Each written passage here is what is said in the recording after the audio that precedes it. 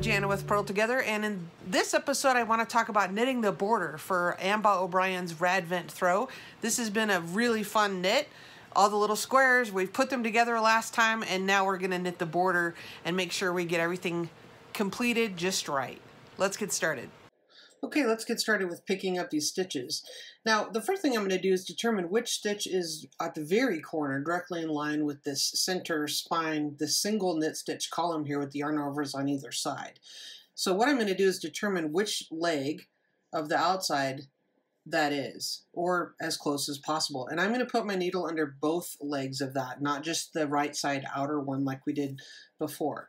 So I'm just going to go in and wrap that. And I'm holding the tail securely behind, and I'm just going to pull that through both of those, and I'm just going to start doing that all the way down, picking up those stitches underneath both legs of the side stitch. I'm using the same size needle that I knitted the squares with, which is a US 6, or I believe, I want to say that's a 3.5 millimeter. I could be mistaken on that. And I'm just going to go all the way down the edges, picking these up. But again, that I'm doing under both legs of the side. Now what I'm using here is I have a very long Chowgu cable, and then I think this is one that came with my set initially, and then I have a little connector, and then I actually ordered, I mean not for this particular project, I ordered it a long time ago. I have a 50-inch cable that I connected that to, and then I use pretty much, I have more than one Chowgu set of needles since I do so many projects. And so then I've connected another couple as well. And I'm hoping my lengthy cable here, which is probably close to 90 inches, will actually go all the way around the throw when I scrunch everything together. If not though, as Amba indicates in her instructions, you can use two long circulars, start here at this one corner, and then diagonally across you would start the other one. Now if you have two long circular needles, you're going to want to put some of those rubber stoppers on the end so that when you're not working on the one that you're not using at the time is secure and your stitches don't come off. Alternatively, if you want to knit an I-cord border, if you don't have enough cables and you can't make that work on a long circular needle, you could do an I-cord border. And I will link you to a video down below where I did exactly that on the Nora's vintage Afghan, and you could certainly do that here if you choose to. So I'll put that link to the other Afghan video where I did an I-cord border. I'll put that link below in the video description if you're interested in that as an option.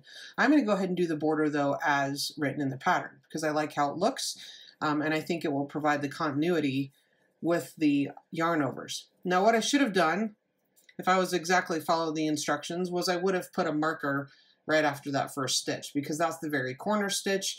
Then we're going to start doing yarn overs on subsequent knit rounds. We'll get to that shortly. So go ahead and just continue picking everything up. I'll show you what we're going to do when we get to this crochet join here.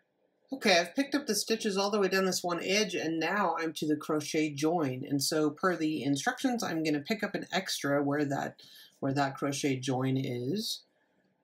And I'm just going to get a hold of whatever seems reasonable there.